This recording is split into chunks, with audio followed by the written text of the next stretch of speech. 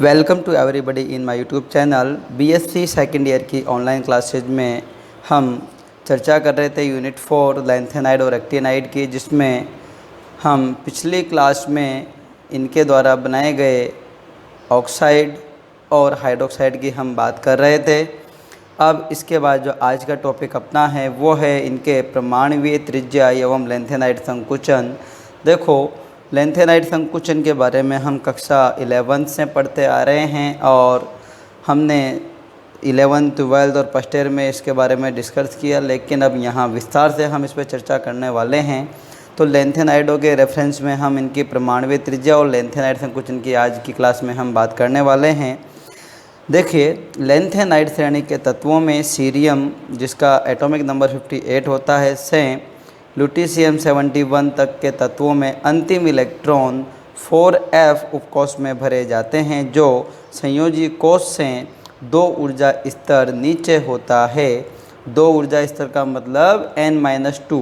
अतः 4f कोष के इलेक्ट्रॉन 6s उपकोष के इलेक्ट्रॉन को प्रभावी रूप से प्रतिकर्षित नहीं कर पाते हैं, जिसके कारण या जिससे परिरक्षण प्रभाव के मान में कमी आती है। परंतु परमाणु क्रमांक बढ़ने के साथ साथ नाभिक में प्रोटॉनों की संख्या में लगातार वृद्धि से जेड इफेक्ट के मान में वृद्धि होती है, जिससे इन तत्वों के आकार में लगातार कमी या संकुचन होता है।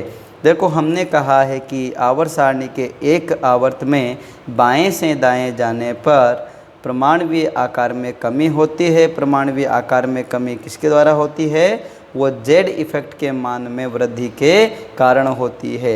जेड इफेक्ट में वृद्धि क्यों होती है? कि परमाणु क्रमांक बढ़ने के साथ साथ नाभिक में प्रोटॉनों की संख्या भी बढ़ती है। इस कारण से जो है जेड इफेक्ट का मान इंक्रीज होता है। जेड इफेक्ट का मान इंक्रीज होगा तो एटॉमिक साइज सदैव डिक्रीज होगी। ठीक है। इसके बाद हम बात करते हैं आकार में होने वाली यह क्रमिक कमी, जो नियमित रूप से कमी होती है, क्रमिक कमी को ही लैंथेनाइड संकुचन कहते हैं। क्वेश्चन आता है आपका, लैंथेनाइड संकुचन से आप क्या समझते हैं, समझाइए। आगे, 4f इलेक्ट्रॉन का परिरक्षण प्रभाव अपेक्षाकृत कम होता है, जिससे कि नाभिक का बाह्यतम कोष के इलेक्ट्रॉन पर आकर्षण बढ़ जाता है। अतः आकार में कमी आ जाती है। सीरियम से लुटीशियम तक आकार लगभग 0.85 एंगस्ट्रॉम तक कम हो जाता है। हम इसे ओवरऑल 0.9 एंगस्ट्रॉम का रेशियो ले सकते हैं, जो 0.85 है। आप अमूमन इसे 0.9 एंगस्ट्रॉम का हम ले सकते हैं। आगे हम बात करते हैं लैंथेनाइड संकुचन को हम निम्न आरेख द्वारा समझा सकते हैं। यदि हम आयनिक त्रिज्या, आयोनिक रेडियस एंड परमाणु क्रमांक के मध्य ग्राफ खींचे तो हमें निम्न प्रकार प्राप्त होता है, जो लैंथेनाइड संकुचन को प्रदर्शित करता है। देखिए, यहाँ पर हम जो हैं लैंथेनाइड संकुचन को इस ग्राफ के जरिए समझने का प्रयत्न करते हैं, जो किस किस के मध्य खींचा गया है? परमाणुवीय आकार और परमाणु क्रमांक। तो देखो, ये आपकी 2 एक्सिस हो गई। अब इस पर जो परमाणुवीय आकार हैं और इधर आपका परमाणु क्रमांक हैं। तो लैंथेनम, जिसका एटॉमिक नंबर 57 है, 57 देखो आप यहाँ से हम इसको डैश लाइन से दिखा सकते हैं, जैसे आपका ये हो गया। तो ये आकार परमाणु क्रमांक इस साइड में बढ़ रहा है आपका, तो 57 पे ये आएगा, 58 पे ये, 59 पे ये, इस प्रकार से 71 पे ये आएगा। तो जैसे जैसे अपना परमाणु क्रमांक बढ़ता जाता है, परमाणुवीय आकार में हम देख रहे हैं देखो क्रमिक रूप से कमी आती जा रही है। तो ये एक पैराबोला के समान ग्राफ होता है। देखो, इस प्रकार का ग्राफ अपना आता है, जैसे ये आपका एक्सिस है, तो इस प्रकार का जो ग्राफ है वो इस प्रकार का ग्राफ आपका आता है। यहाँ आपका सीरियम से स्टार्ट होकर लुटीशियम तक आता है। तो ये जो आपका ग्राफ बनेगा, इसमें क्रमिक रूप से परमाणुवीय आकार में जो है कमी प्रक्षित हो रही है, और ये कमी प्रेक्षित क्यों हुई? इसका मुख्य कारण है कि आवर्त सारणी में हमेशा बाएं से दाएं जाने पर जेड इफेक्ट के मान में वृद्धि होती है और जेड इफेक्ट के मान में वृद्धि होने के कारण जो हैं आकार में क्रमिक कमी होती है। तो ये ग्राफ आपको फ्लोट करना आना चाहिए। इनको याद रखने का तरीका वही है, सीने पर नदियाँ प्रेम की समाही, यूं गदगद तब्दील हुआ, अरे तुम तो यूं भी लाजवाब हो। आप इसे याद रख सकते हैं इस तरीके से भी। यदि आपको कोई और तरीका याद है इसको याद रखने का तो आप उससे भी इसे याद रख सकते हैं। यदि हम लैंथेनाइडों की स्थायी ऑक्सीकरण अवस्था या आयनिक त्रिज्या व परमाणु क्रमांक के मध्य ग्राफ खींचे तो हमें निम्न प्रकार जो है आरेख प्राप्त होता है। यदि हम यहाँ पर ऑक्सीकरण अवस्था या आयनिक त्रिज्या के मध्य और परमाणु क्रमांक के मध्य ग्राफ खींचेंगे तो हमें कुछ इस प्रकार का ग्राफ हमें मिलेगा। देखो ये आपकी आयनिक त्रिज्या है, आयोनिक रेडियाई, और इधर परमाणु क्रमांक। वही पैरामीटर जैसे ऊपर वाले में थे वही पैरामीटर हमने यहाँ लिए हैं। एटॉमिक नंबर हमने नीचे की साइड में लिया है, ऊपर परमाणु आकार था, यहाँ पर आयनिक त्रिज्या है। आयनिक त्रिज्या का मतलब ये है कि उसमें से या तो कुछ इलेक्ट्रॉन निकले हैं या कुछ इलेक्ट्रॉन गेन किए हैं। यदि कोई इलेक्ट्रॉन परमाणु गेन करेगा तो उस पर चार्ज माइनस आएगा, और यदि कोई इलेक्ट्रॉन उसको त्यागता है कोई भी एटम तो उस पर चार्ज प्लस आ जाएगा।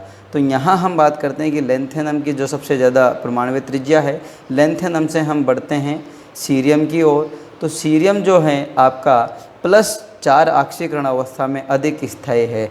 तो +4 अवस्था में अधिक स्थायी है क्योंकि इसका जो इलेक्ट्रॉनिक विन्यास होता है ये अक्रिय गैस जो आपकी जीनोन है उसके समान इलेक्ट्रॉनिक विन्यास हो जाता है, जैसे 4f0, 5d0, 6s0। इस कारण से ये +4 ऑक्सीकरण अवस्था में अधिक स्थायी होता है।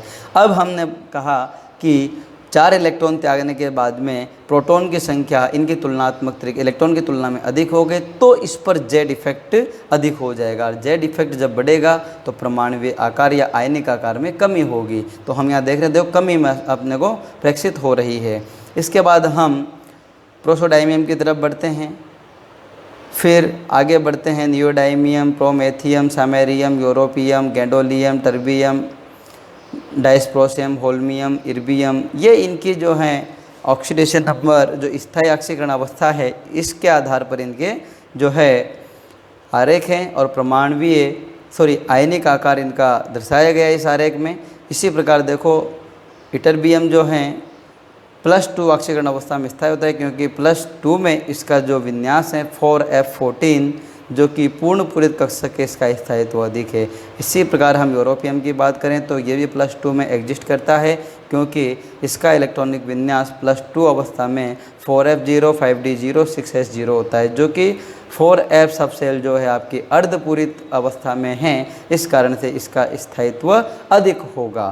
तो इस आरेख से ये स्पष्ट हो गया है कि हम आवर्त में बाएं से दाएं जाने पर क्रमिक कमी होती है और धनायनों का जो आकार हैं वो इनके मूल जो आयन हैं, न्यूट्रल आयन है, उनसे कम होता है। हम इसको लिस्ट कर लेते हैं पॉइंट वाइज। देखो उपरोक्त ग्राफ से स्पष्ट है कि सीरियम की आयनिक त्रिज्या समीपवर्ती लैंथेनाइडों से कम होती है।